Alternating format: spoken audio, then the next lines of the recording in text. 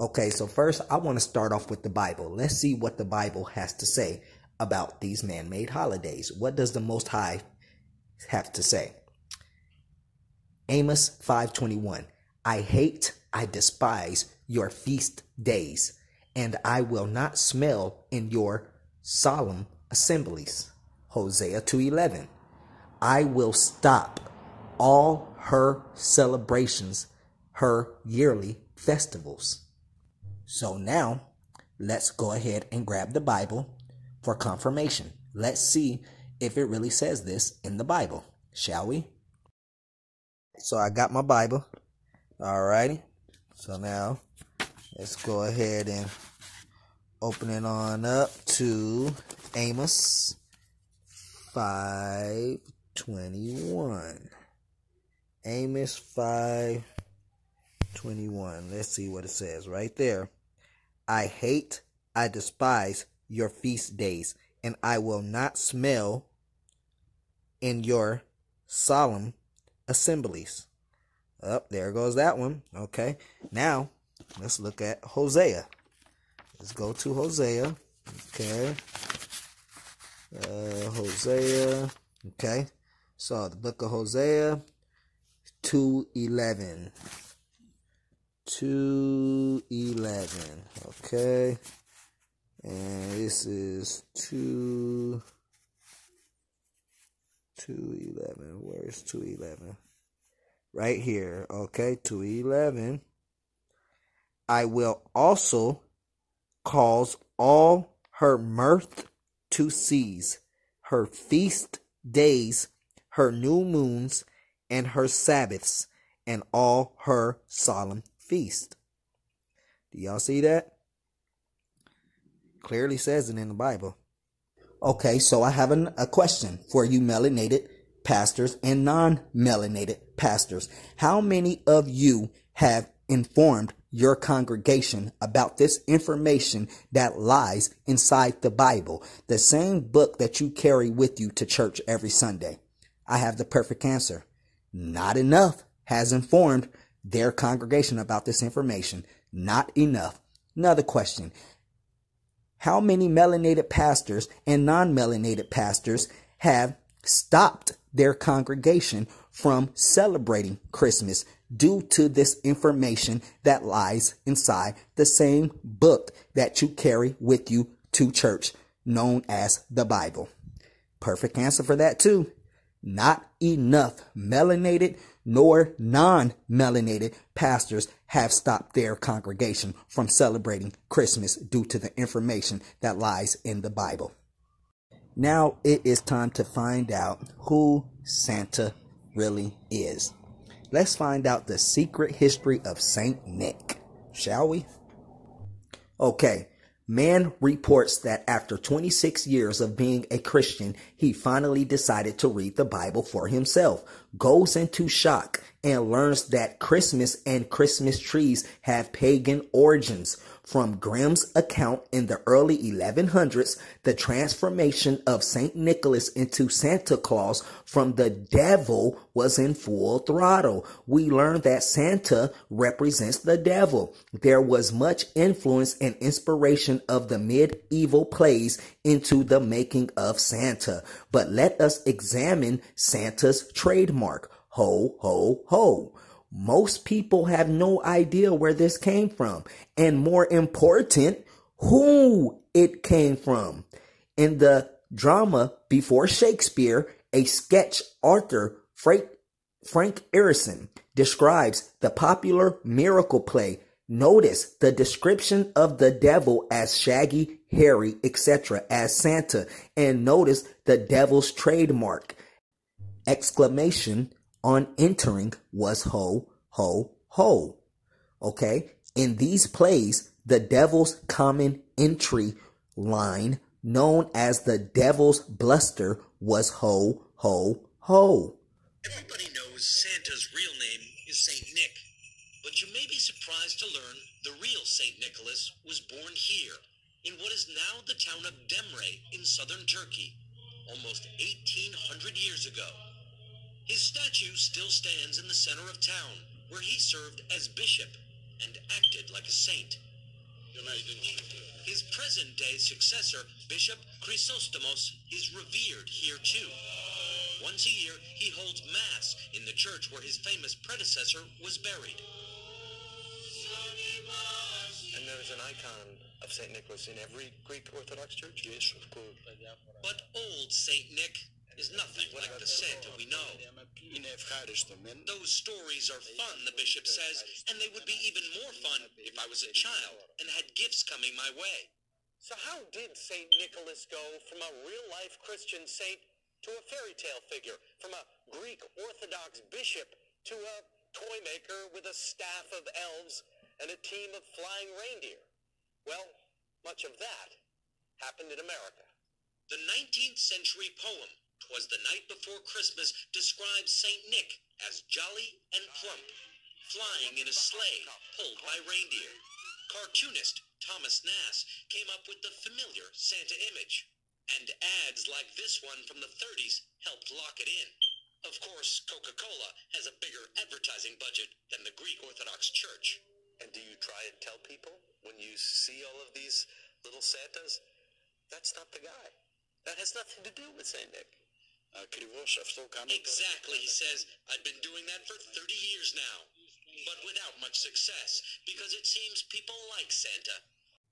A world without Santa Claus. It's hard to imagine. No boots, red suit, and white beard. But what many don't realize is what we're talking about is a world without artist Haddon Sundblom. I think now when people envision Santa Claus, they envision the Coca-Cola Santa Claus. Many of them don't even know the origin, the fact that Haddon Sundblom painted this perfect vision of Santa Claus and kept his vision of Santa Claus consistent for over 30 years. So, now that we know who St. Nick is Santa, Santa is St. Nick. Let's do some more digging, shall we? Okay, so now I have my American Dictionary of the English Language, Noah Webster 1828, baby. Let's look up Nick, okay? Let's look up Nick and see if Nick pertains anything to the devil or whatever. Oh, there goes Nick. Let's go to the first one. Okay, here it is. In Northern mythology, an evil, what is that? An evil spirit of the waters, hence the modern vulgar phrase, Old Nick, the evil one. Who do you think they are talking about? Old Nick, Old Saint Nick. They are talking about the evil one. You see that? An evil spirit of the waters, hence the modern vulgar phrase, Old Nick, the evil one. Now let's take a look at the Oxford English Dictionary.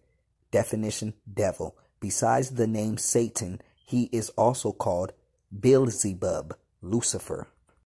And in popular or rustic speech, by many familiar terms as Old Nick. Santa is an anagram for Satan. What do I mean by Santa is an anagram for Satan? Let me explain. Lucifer's true identity as Satan is revealed as the anagram, a transposition of letters to obscure it. Blinds, as esoterics call them, include scrambling the letters of the name to hide the true meaning of a word from the uninitiated. So who are the uninitiated? We, the people, are. What are they trying to hide from us? The true meaning of a word.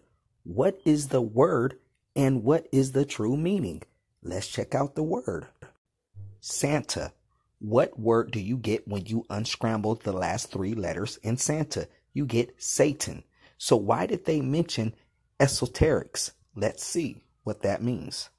Intended for or likely to be understood by only a small number of people with a specialized knowledge or interests. So the true meaning behind the word Santa and whoever Santa truly is supposed to be kept a secret. or understood by few. The public is not supposed to know. Why? Because we, the people, are the uninitiated. Why is Christmas celebrated on December 25th? Most people assume that it has always been a Christian holiday and that it is a celebration of the birth of Jesus. But it turns out that Jesus was not born on December 25th. However, a whole bunch of pagan gods were born on that day. In fact, pagans celebrated a festival involving a heroic supernatural figure that visits an evergreen tree and leaves gifts on December 25th, long before Jesus was ever born. From its early Babylonian roots, the celebration of the birth or rebirth of the sun god on December 25th came to be celebrated under various names all over the ancient world.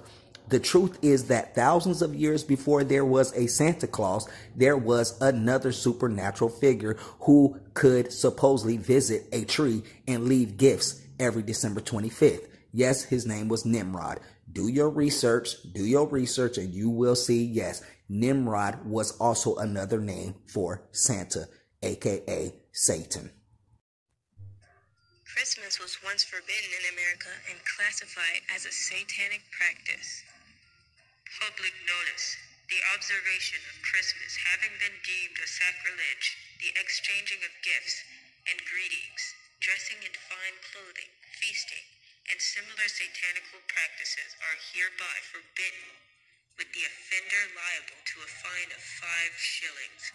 I hope y'all heard that. Christmas was illegal until 1836. It was considered a pagan holiday or satanic practice. He was a tall, old man that had a long white beard and carried a spear or a crozier. Remember when we went through the crozier, the serpent crozier? Whoever holds a serpent crozier is connected to the power behind that serpent crozier, which is the serpent himself. Let's continue. He traveled around the world on a white horse that had 8 legs, okay, which was in ancient tradition the number of transportation. This is where the 8 reindeer came from. Now you might say, Jim, there's 9. Originally, there was 8. Rudolph was added in modern times. There was 8 reindeer, and it comes from that white horse that Odin traveled around on that had the 8 legs. You can look up all of this stuff as very common knowledge on the internet. In encyclopedias, you can see Odin and all the reference material that goes with it. And virtually every version of Claus, he carried along behind him a dark helper. These became the elves, okay? So virtually every single version of Claus, there was a dark helper. If you look carefully in that picture, you can see that kind of little demon guy with the long red tongue that comes out of him. These were called Krampuses. The Krampus, or the dark helpers, followed along, and if the children weren't good, they would beat the children, okay? What I wanted to point out with the scripture is that the whole decorating was silver and gold balls, which actually, believe it or not, are represented in ancient cultures as the testicles of the sun god that went on the shaft of Baal, with the symbol of the pagan fertility rite of the sunburst on top of it.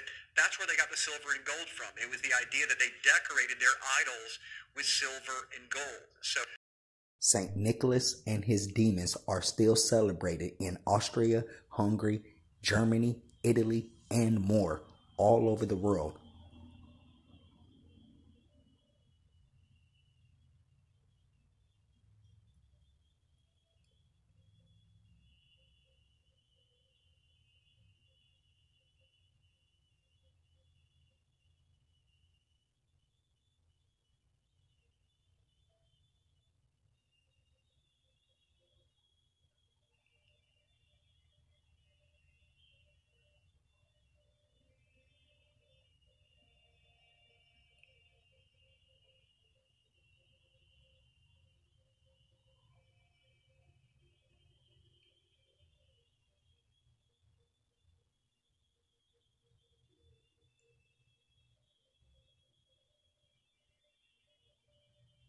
Thanks for tuning in. This is Copper Colored Ty. Like, share, subscribe. Holla back.